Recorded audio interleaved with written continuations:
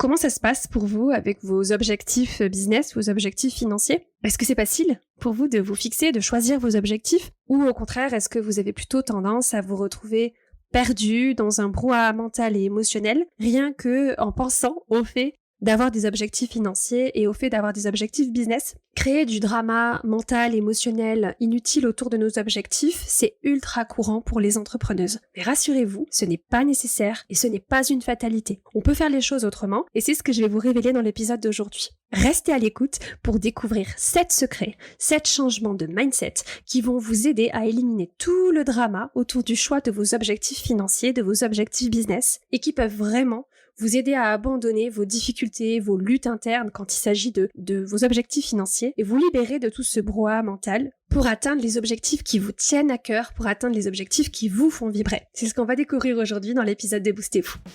Vous écoutez Boostez-vous, le podcast dédié à l'empowerment des entrepreneuses. Je suis Camille, entrepreneuse, coach mindset et business et fondatrice de Boostez-vous. Ce podcast, c'est le rendez-vous incontournable pour toutes celles qui veulent construire une entreprise à leur image. Des épisodes riches en conseils pratiques, en outils, en inspiration et en idées nouvelles pour cultiver votre confiance en vous, passer à l'action et booster votre potentiel entrepreneurial. Découvrez comment transformer votre relation à l'argent et acquérir les compétences nécessaires pour devenir une entrepreneuse audacieuse et prospère. Et maintenant, place à votre épisode du jour. Bienvenue dans l'épisode de Boostez-vous de cette semaine. Aujourd'hui, on va parler d'argent, mes chères entrepreneuses audacieuses, et on va parler de se fixer des objectifs financiers. Les femmes rencontrent beaucoup de défis dans leur relation avec l'argent et dans le développement de leurs activités entrepreneuriales puisque les deux sont intimement liés. Notre relation à l'argent est intimement liée à notre aventure entrepreneuriale. Comme je voulais partager l'objectif de Boostez-vous, que ce soit le podcast, le contenu que je partage et évidemment mes accompagnements de coaching, c'est de vous donner les outils, de vous donner les plans d'action spécifiques aussi bien en termes de mindset que de stratégie business pour résoudre ces difficultés. On a parlé dans l'épisode de la semaine dernière, je vous ai partagé une méthode simple, infaillible, pour comprendre votre personnalité financière unique et pour vous aider à surmonter vos défis financiers, vos sabotages conscients et inconscients grâce à la découverte de vos archétypes financiers. Donc si vous n'avez pas encore eu le temps d'aller écouter cet épisode, c'est l'occasion, foncez. Le lien sera dans les notes de cet épisode. Vous pouvez également passer le quiz pour découvrir vos archétypes à vous. La masterclass sur ce sujet qui devait avoir lieu le jour de la sortie de cet épisode, le 15 mars, est décalé au jeudi 21 mars à 11h. Donc il est encore temps de nous rejoindre pour découvrir comment la connaissance et la mise en pratique de votre personnalité financière unique grâce aux archétypes financiers vous aidera à passer au niveau supérieur dans votre business. Donc aujourd'hui, on parle d'objectifs financiers, donc l'épisode de cette semaine et l'épisode de la semaine prochaine sont consacrés à cette thématique-là. Et pour commencer, on va parler d'argent. Et il y a un point qui est important là-dessus, c'est que l'argent, ce n'est pas une science exacte. Il n'y a pas de loi universelle pour nous dire que si tu veux faire tel montant de chiffre d'affaires, avoir telle ou telle situation financière, alors il va falloir que tu passes par telle et telle étape. Construire une situation financière, c'est pas comme construire un pont. Il n'y a pas des lois de la physique universelle qui vont venir s'appliquer à notre projet. Si on y regarde un petit peu plus près, notre situation financière actuelle et la situation financière qu'on aimerait créer, en fait, elles sont constituées de quoi? Il y a une part de circonstances, c'est-à-dire tout ce qu'on ne peut pas contrôler, qui est en dehors de notre champ de contrôle, les aléas, les coups du sort, les maladies, les deuils, etc. Ou au contraire parfois les coups de chance, les coups de fortune. Tout ça, ça existe et il s'agit pas de le nier en mode quand on veut, on peut, etc. Mais il s'agit plutôt de se concentrer sur ce que on peut effectivement contrôler. Tout ce qui va dépendre directement de nous dans notre situation financière, c'est déjà notre interprétation qu'on va avoir des événements et des circonstances. C'est nos comportements. En ce qui concerne l'argent, ces comportements qui sont motivés par nos émotions vis-à-vis de l'argent, qui sont elles-mêmes alimentés par nos pensées autour de l'argent, qui découle de notre système de croyances, de notre état d'esprit, de notre mindset en ce qui concerne l'argent, la vie en général, ce qu'on pense de nous, ce qu'on pense des autres, etc. Et c'est là-dessus, mes chères entrepreneuses audacieuses, qu'on peut agir, c'est là-dessus qu'on peut reprendre le contrôle. L'argent, l'ambition, les objectifs financiers, c'est un domaine où les femmes entrepreneuses ont une relation souvent un peu ambivalente, une relation amour-haine parfois. Et en tant qu'entrepreneuse, on sait qu'on est censé avoir un objectif financier, on sait qu'il existe des méthodes, des techniques pour fixer ce fameux objectif, techniques et méthodes qui sont souvent créées par les hommes, donc pas toujours adaptées pour nous les femmes. Ça c'est ce que je vous avais expliqué dans l'épisode 52 du podcast, donc si vous l'avez pas encore écouté, je vous mettrai les notes dans le lien dans les notes pour que vous puissiez le faire. Et donc, en tant qu'entrepreneuse, on aimerait avoir un objectif financier cohérent. Mais souvent, rien que de penser à tout ça, on a le cerveau un peu à l'envers. On a une tonne d'émotions conflictuelles. On ressent de l'agitation, du doute, de la confusion, du débordement, beaucoup de questionnements, etc. Alors, ce qui va se passer, c'est que soit on va remettre la fixation de notre objectif à plus tard, soit on va faire le job, on va prendre le temps d'appliquer les stratégies, les calculs, les méthodes, etc. On va réussir à trouver un objectif, à se fixer un objectif, puis en fait, cet objectif, on va le laisser gentiment dans un coin de notre ordinateur, sans jamais s'en servir, sauf pour se juger et se flageller si jamais on réussit pas à l'atteindre. Soit on se fixe un objectif et en fait on va s'épuiser à essayer de l'atteindre par tous les moyens, quel qu'en soit le prix. Ce que je veux vous partager aujourd'hui, c'est que la création et l'atteinte de votre objectif financier, ça doit pas forcément ressembler à ça doit pas forcément être une expérience aussi lourde et aussi chargée émotionnellement. Et en fait, choisir ce fameux montant, ça peut vraiment être quelque chose qui nous paraît dur, qui nous paraît difficile, quelque chose qui va nous donner l'impression de nous bloquer, de nous limiter. En tout cas, je sais que c'est le cas pour moi. Ce qui se passe quand je me fixe à un montant chiffré dans mon business, qui se passait avant, maintenant j'ai appris à passer au-delà de ça, mais les questions qui reviennent, c'est est-ce que c'est trop ambitieux? Est-ce que je vais être capable d'atteindre cet objectif? Ou alors au contraire, est-ce que je suis pas en train de me limiter, de la jouer petit, avec ce montant qui est pas finalement si challengeant que ça, etc. Et c'est un phénomène que j'observe aussi chez les entrepreneuses que j'accompagne en coaching, c'est que le fait de choisir un montant, très souvent ça vient déclencher beaucoup de sentiments inconfortables, de peur, de doute, beaucoup de questionnements sur notre mérite, sur notre valeur, sur notre sentiment de ne pas être assez, de ne pas être légitime, etc. Alors qu'en réalité, on peut rendre les choses beaucoup plus simples et pour ça, il suffit d'aller regarder ce qui se passe à l'intérieur de nous, à l'intérieur de notre cœur, de notre âme. Et déjà, on peut commencer par remplacer le mot objectif par le mot intention. Alors c'est pas jouer sur les mots parce que déjà ces mots n'ont pas la même définition. Si on regarde la définition dans le dictionnaire, un objectif, c'est un but, une cible que quelque chose doit atteindre. Alors que si on regarde la définition du mot intention, c'est un acte, c'est le fait de se proposer un certain but. Donc déjà rien que sur la définition de ces deux mots, on entend, on sent que la charge émotionnelle n'est pas du tout la même. Donc ce que je vous invite à faire, c'est de commencer par poser vos intentions avec cette question toute simple. Qu'est-ce que je veux? Qu'est-ce qui me fait vibrer? Quelle est mon intention? Est-ce que c'est l'indépendance financière? Est-ce que c'est ressentir un sentiment d'abondance dans ma vie, dans mon business? Est-ce que c'est gagner de l'argent pour faire le bien autour de moi? Alors ça c'est ma conviction et j'en ferai peut-être un épisode à part entière, mais quand les gens bien ont plus d'argent, ils peuvent faire du bien dans le monde avec cet argent. L'argent ne corrompt pas la nature de quelqu'un, il la révèle.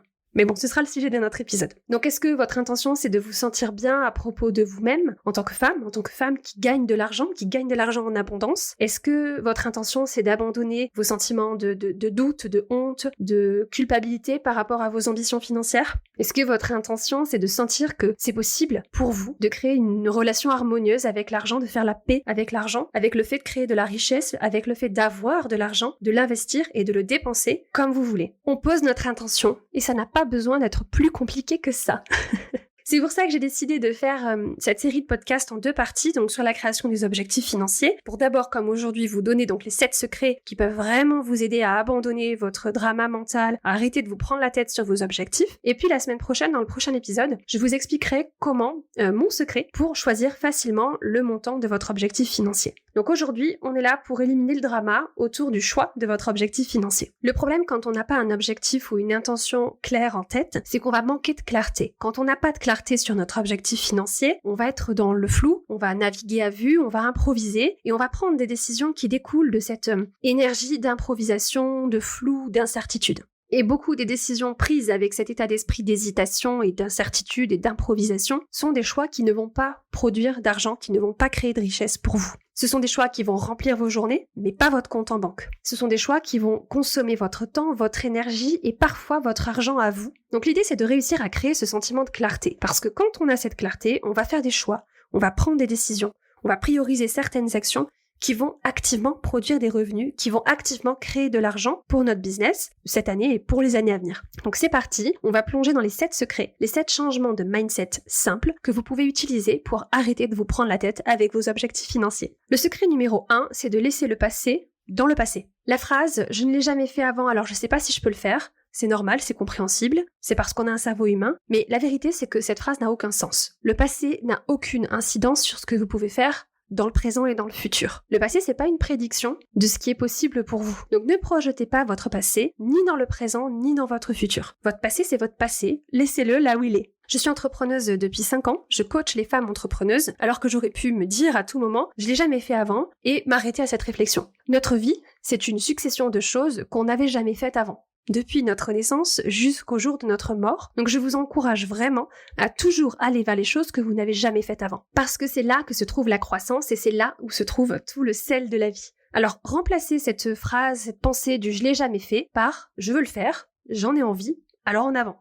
Et même quand on commence à partir de zéro, on peut toujours trouver comment faire. Au lieu de se dire je l'ai jamais fait avant, donc je sais pas si je peux, remplacez ça par « je ne l'ai jamais fait avant, alors je vais apprendre comment le faire maintenant ». Je vais prendre des décisions qui s'alignent avec mes objectifs maintenant. Je vais canaliser toute mon énergie, mon attention, mon désir, mon temps, ma capacité à passer à l'action sur la création de cet objectif pour moi-même maintenant. Je vais m'engager envers moi-même à 100% maintenant. J'adore cette pensée, j'adore cette intention. Il y a tellement d'énergie dans cette phrase, je vais m'engager à 100% pour moi-même maintenant. Donc quand on arrête de ramener le passé avec nous, c'est comme si on se libérait de toute cette charge émotionnelle et énergétique qui nous retenait dans le passé. Quand vous pensez l'argent, et quand vous bâtissez votre système de croyance et que vous créez de l'argent en vous appuyant pas sur le passé, mais sur la perspective de la personne que vous voulez être, de la vous du futur, c'est là où vous allez créer pour vous-même des résultats qui étaient inimaginables auparavant. Donc vous allez élever ce que vous pensez possible tout en vous apportant votre propre soutien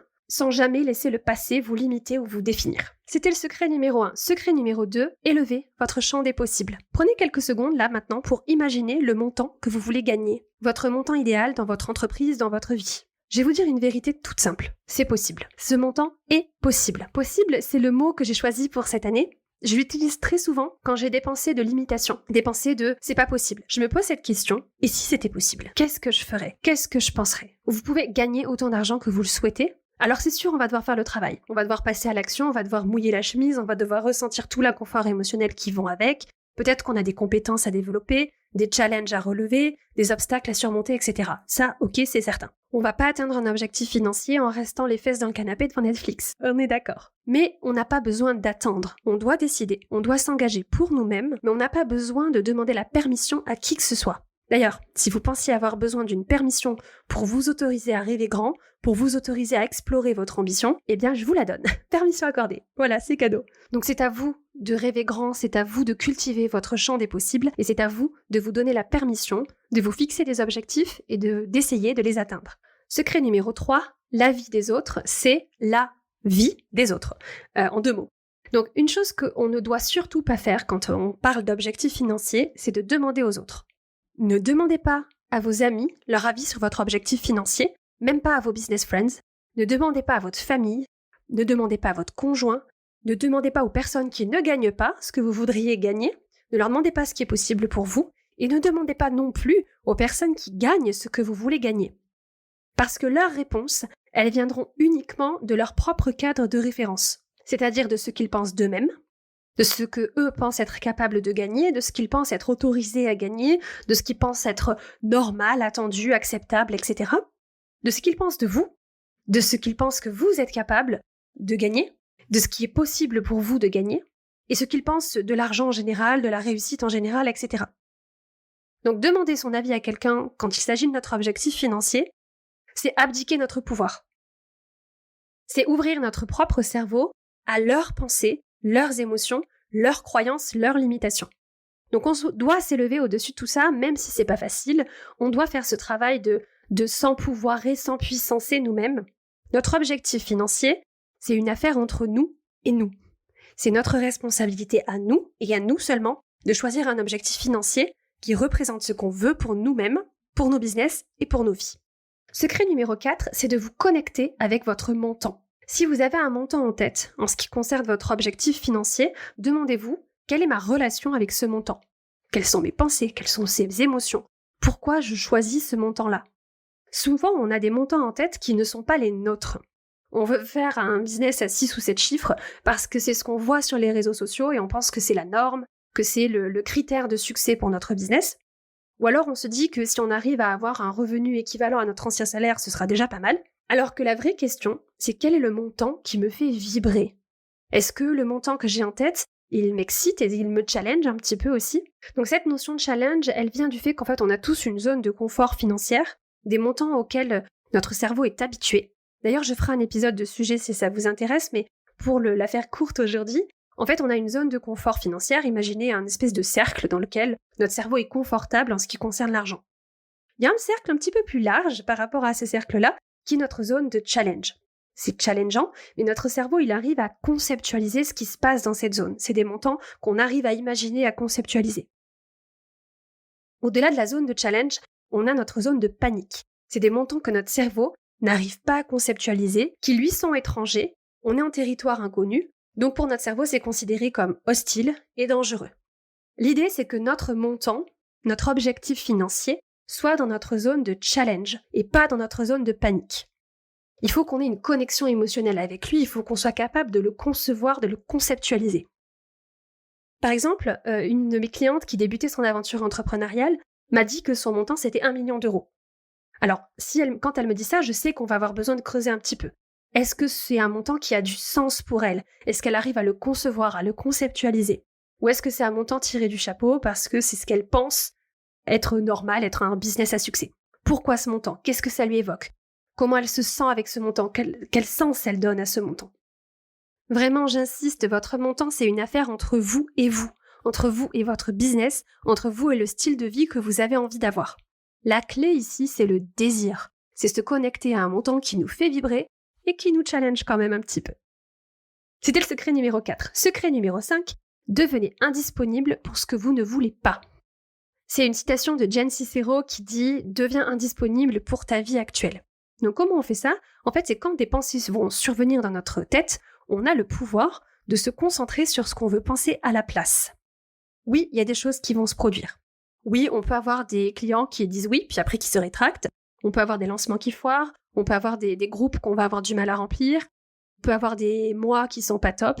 On peut avoir des conversations de vente qui n'aboutissent pas. Bref, on peut rencontrer tout un tas de situations challengeantes, difficiles, qu'on peut voir comme des échecs. Mais la vérité, c'est que tout ça, c'est des petites gouttes d'eau dans l'océan qu'est notre business. Ça ne signifie pas qu'on n'est pas sur la bonne voie pour créer et atteindre notre objectif financier. On peut avoir un mois creux et toujours atteindre notre objectif financier. On peut planter un lancement et toujours atteindre notre objectif.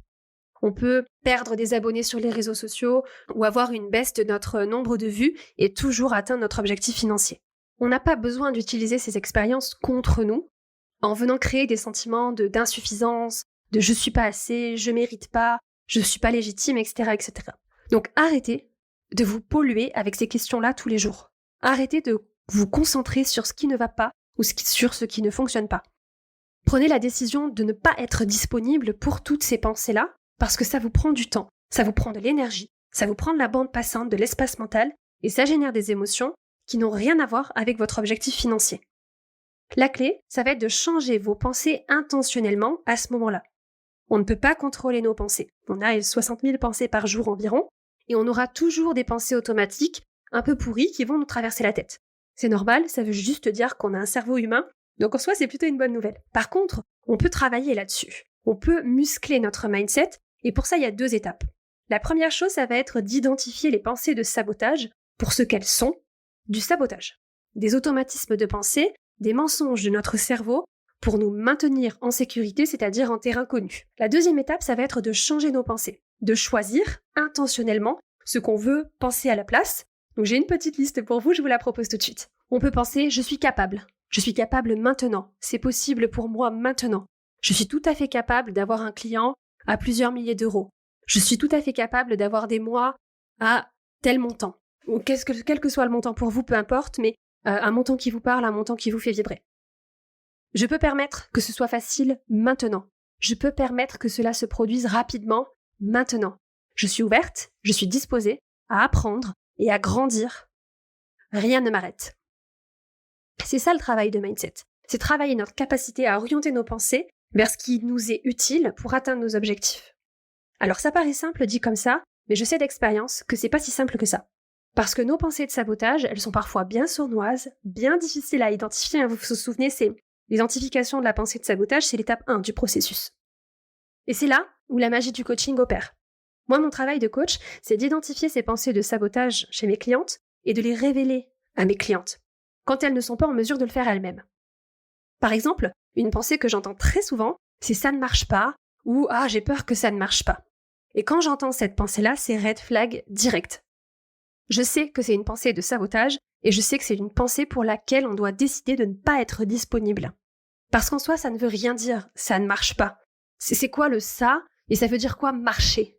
Bref, tout ça pour dire qu'on doit prendre la décision de ne plus être disponible pour toutes ces pensées parasites qui se baladent dans notre tête et qui ne servent à rien d'autre qu'à nous saboter. Donc quand on hésite, on va créer du doute, de la confusion et une espèce de scepticisme énergétique.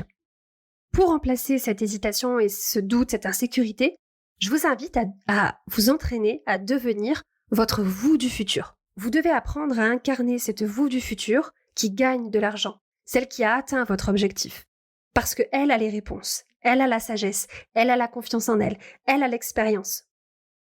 Où que vous soyez dans votre business aujourd'hui, votre travail, c'est de devenir la personne qui est arrivée là où vous voulez aller. C'est de vous inspirer de sa façon de penser, sa façon de croire, de ce qu'elle ressent, de ses émotions, et d'essayer de voir votre business à travers ses yeux à elle, à travers sa perspective à elle. Et ça va vous aider à raisonner et à prendre des décisions à partir de la sagesse de cette vous du futur que vous allez devenir. En faisant ça, vous allez pouvoir vous engager dans des actions qui vont s'étalonner, qui vont se calibrer en lien avec votre objectif financier. Vous allez vous calibrer vous-même sur ce que vous voulez, sur l'identité que vous voulez avoir. Et tout ça, vous allez le faire en restant fidèle à ce que vous voulez, et vous allez agir en fonction de ce que vous voulez. Et vous allez vous autoriser à être dans cette phase d'apprentissage parce que vous n'êtes pas encore tout à fait cette femme, cette vous du futur. Et l'idée, c'est pas du tout d'éviter de ressentir de l'inconfort, du doute, de la confusion. Ces sentiments, ils vont être là, ils vont surgir parce que vous êtes humaine. Et justement, ces sentiments, ils sont un bon indicateur que vous êtes dans votre zone de croissance, que vous n'êtes plus dans votre zone de confort. Donc tous ces sentiments de doute, de questionnement, de confusion, etc., ils vont être là, vous allez continuer à les ressentir, quelle que soit l'étape de votre projet entrepreneurial, mais vous avez le choix. Quand ces sentiments surviennent, vous pouvez passer à autre chose, vous pouvez passer au-delà du sentiment. Et ça vient vraiment de l'acquisition de cette compétence, d'entraîner votre cerveau, de muscler votre capacité à passer à de nouvelles pensées chaque fois que vous le souhaitez, et tout ça en changeant le concept que vous avez à propos de vous-même. De faire passer ce concept de vous-même au niveau supérieur en imaginant la vous du futur. Alors, attention, il ne s'agit pas de positivité toxique. Je pourrais faire un épisode entier sur les émotions dans l'entrepreneuriat et je le ferai certainement, mais ce que je vais vous transmettre aujourd'hui, c'est que les émotions inconfortables, elles sont toujours là pour nous alerter. Elles servent de messagers. Elles sont là pour nous dire qu'il y a quelque chose qui ne va pas, qu'il y a un besoin qui n'est pas comblé. Donc notre job, c'est de comprendre le message et d'y apporter une réponse. Je vais utiliser une image pour vous faire comprendre ce que je veux dire par là. C'est si on compare l'inconfort émotionnel à la douleur physique. Si vous mettez votre main sur une surface brûlante, vous allez ressentir la douleur et automatiquement vous allez enlever votre main. Avec nos émotions d'entrepreneuse, c'est pareil. Si on ressent du doute, de la confusion, un inconfort émotionnel, on identifie la source, la pensée limitante, la pensée de sabotage, et on s'en éloigne en la remplaçant par une pensée utile, une pensée qui sert nos objectifs. Secret numéro 6. Choisissez la croissance et pratiquez le détachement passionné. Ce que je veux dire par là, c'est de vous détacher de l'atteinte du résultat, mais cultiver la passion de devenir celle qui est c'est. Faut que je vous dise un truc, une vérité absolue, c'est que tout le monde s'en fout que vous atteigniez vos objectifs ou pas. Même vous. Et je vous assure, aujourd'hui vous vous dites que la vie sera beaucoup plus belle quand vous serez arrivé à destination, quand vous aurez atteint votre objectif, etc. Mais tout ça, c'est pas vrai. En fait, ce qui se passe quand on atteint un objectif, et je parle d'expérience, c'est qu'on est contente pendant 2 minutes, puis on va passer à l'objectif d'après, et on va recommencer tout notre drama mental, tout notre drama émotionnel, à y accorder beaucoup trop d'importance, à se prendre la tête, à s'épuiser dans l'atteinte de notre objectif. Mais au bout du bout, finalement, que l'objectif y soit atteint ou pas, on s'en fiche pas mal. Ce qui compte beaucoup plus que l'atteinte de l'objectif, c'est la personne qu'on va devenir, le chemin compte beaucoup plus que la destination. Alors cultivez votre capacité à apprécier le chemin autant, voire plus que la destination. Apprenez à vous détacher de l'atteinte du résultat et à cultiver la passion de découvrir celle que vous allez devenir en essayant d'atteindre votre objectif. Ce qui nous emmène au 7e secret, choisissez d'avoir de l'argent. Aujourd'hui, on vit dans une société qui se focalise beaucoup sur l'idée du faire, sur l'idée du succès en disant « elle a réussi, ils ont réussi ». On est une société qui se concentre beaucoup sur la dépense de l'argent. Et en fait, personne ne nous enseigne vraiment comment avoir de l'argent, comment créer de la richesse, comment créer cette sécurité financière, ce matelas financier inébranlable. Et ce que je vois chez les entrepreneuses que j'accompagne, c'est que parfois, certaines d'entre elles gagnent beaucoup d'argent et elles sont complètement fauchées. Je veux dire, quel est l'intérêt dans tout ça, en fait? La vérité, c'est que la richesse, c'est ce qu'on ne voit pas.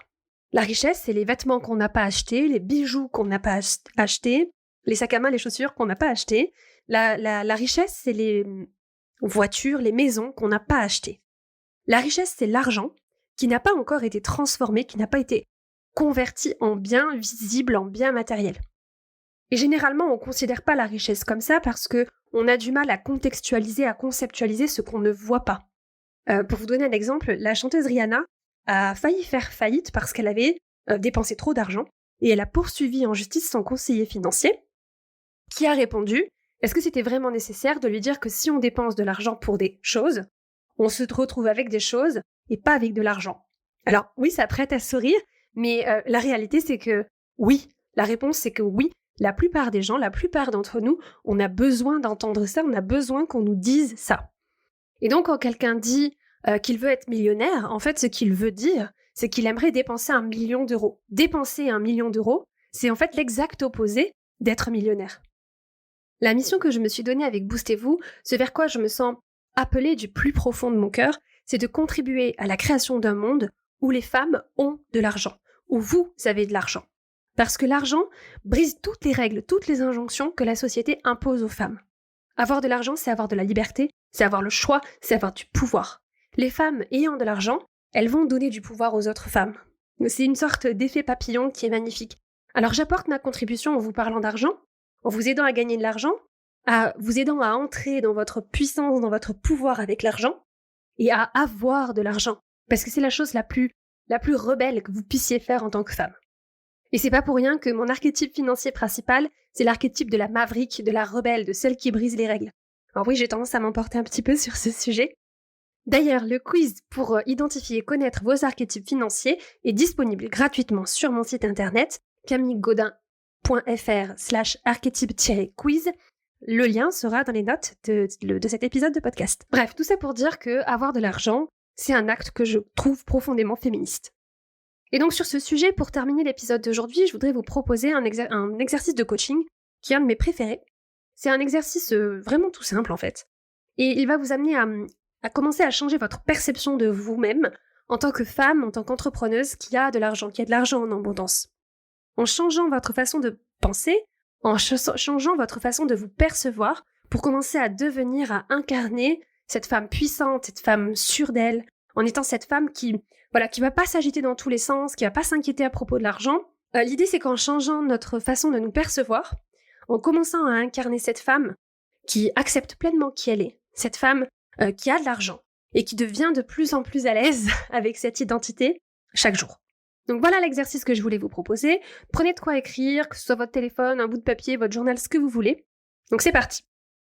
Première question, quel est le montant le plus élevé que vous pouvez imaginer avoir sur votre compte en banque, en cash, immédiatement disponible? Prenez un moment pour écrire ce montant. Faites pause sur l'épisode si vous voulez. Prenez un moment, écrivez ce montant. Maintenant, je veux que vous rajoutiez un 0 à la fin du montant que vous avez écrit. Vous l'avez ? Vous l'avez multiplié par 10. Donc quand vous rajoutez un 0, ça devient un nombre assez conséquent, n'est-ce pas ? La troisième question, c'est comment vous vous sentez à l'idée d'avoir ce montant sur votre compte en banque. Prenez un moment pour imaginer ça, que vous avez ce montant sur votre compte en banque. Prenez un moment pour le ressentir. Mettez l'épisode en pause si vous avez besoin. Voilà, qu'est-ce que ça vous fait ? Qu'est-ce que vous ressentez dans votre corps ? Donc maintenant, vous avez votre montant, vous l'avez multiplié par 10, vous avez rajouté un 0 à la fin. Vous imaginez ce que vous ressentez par rapport à ce montant. J'ai quelques questions de coaching pour vous. De quoi est-ce que vous avez peur si vous avez ce montant ? Et s'il vous plaît, ne me dites pas que vous n'avez pas peur. De toutes les personnes que j'ai coachées, à qui j'ai fait faire cet exercice, il y a toujours des peurs qui remontent à la surface quand on se propose de faire cet exercice. Donc allez-y. Qu'est-ce qui vous fait peur ? Qu'est-ce qui vous fait peur par rapport à ce montant-là ? Qu'est-ce qui vous fait peur sur le fait d'avoir ce montant ? De quoi vous avez peur ? Question suivante. Où est-ce que vous vous sentez mal à l'aise avec ce montant? En quoi ce montant vous met mal à l'aise? Alors on n'a pas le temps ici pour entrer en détail dans toutes les histoires, que je pourrais vous raconter, de tout ce que ça réveille chez les femmes d'avoir des montants comme ça, d'imaginer des montants comme ça, de toutes les peurs, de tout l'inconfort, le malaise qu'il peut y avoir quand on fait cet exercice chez les femmes entrepreneurs. Tout ça, ça existe, tout ça c'est quelque chose qui est réel, hein. Tout cet inconfort, il est réel. Vraiment, il n'y a rien que vous puissiez dire, ressentir, expérimenter à propos d'une peur ou d'un inconfort ou d'un malaise dans cet exercice. Donc l'idée ici, c'est que vous n'êtes pas seul. Quelles que soient les réponses que votre corps et votre cerveau vont vous proposer, vous n'êtes pas seul dans cette situation. Cet inconfort, cette peur, ce malaise quand on parle d'argent, c'est un truc qui est réel chez les femmes. Et pareil, je pourrais en faire un épisode de podcast à part entière. Donc la question suivante, c'est qu'est-ce qui grandit en vous? Qu'est-ce qui s'élargit pour vous? Qu'est-ce qui s'étend si vous avez ce montant? Et enfin, dernière question, qu'est-ce que cela dit de vous d'avoir ce montant sur votre compte en banque? Je vous en ai déjà parlé un petit peu plus tôt dans cet épisode, mais ce qui est important à comprendre ici, c'est que le fait d'avoir un montant, quel que soit le nombre de zéros sur le montant de notre compte en banque, ça ne nous rend pas cupides, égoïstes, vénales ou quoi que ce soit. Ça ne fait pas de nous une mauvaise personne, d'aucune manière que ce soit. L'argent, il va révéler, il va magnifier nos valeurs, il va révéler notre personnalité et nos caractéristiques de base. L'argent ne nous change pas, il nous révèle à nous-mêmes et aux autres. Ok, donc pour résumer, pour libérer tout le drama financier lié au choix de votre objectif financier, les 7 secrets dont on a parlé aujourd'hui. Numéro 1, c'est de laisser le passé dans le passé. Deuxièmement, c'est d'élever ce que vous pensez être possible pour vous, d'élever votre champ des possibles. Troisièmement, ne pas demander l'avis des autres. Votre objectif financier, c'est une affaire entre vous et vous. Quatrièmement, de vous connecter à votre montant. C'est votre montant, c'est pas celui des autres. Il faut qu'il y ait vraiment un lien, une émotion qui vous lie à votre montant. Cinquièmement, devenez indisponible pour ce que vous ne voulez plus. Faites votre travail de mindset, changez vos pensées. Sixième secret, concentrez-vous sur celle que vous allez devenir plus que sur l'atteinte de l'objectif. Pratiquez le détachement passionné. Septièmement, choisissez d'avoir de l'argent. Je vous rappelle que la richesse, c'est ce qu'on ne voit pas. Voilà pour ce que je voulais vous partager aujourd'hui. J'espère que les conseils partagés vous aideront à améliorer, à assainir votre relation avec l'argent et votre façon de vous fixer des objectifs financiers. Dans l'épisode de la semaine prochaine, je vous partagerai la technique que j'utilise moi pour choisir mon montant, le montant de mon objectif financier. Et vous verrez que c'est tout simple, c'est une petite stratégie qui prend 5 minutes. Et puis je vous partagerai aussi beaucoup de conseils mindset, comme on l'a fait un peu dans l'épisode d'aujourd'hui. Prenez votre journal, prenez une tasse de votre boisson préférée et répondez aux questions d'auto-coaching que je vous ai données aujourd'hui. C'est une étape vraiment très importante dans votre réinvention financière. Alors faites-le vraiment, faites l'exercice, vous allez voir, c'est important.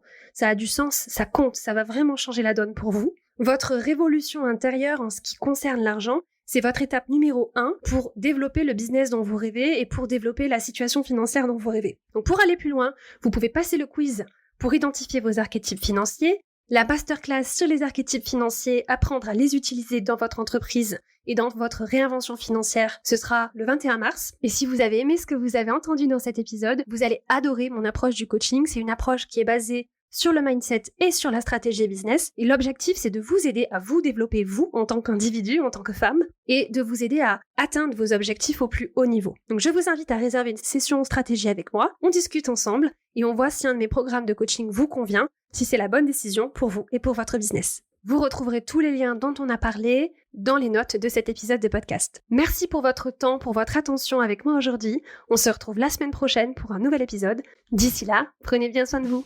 Bisous.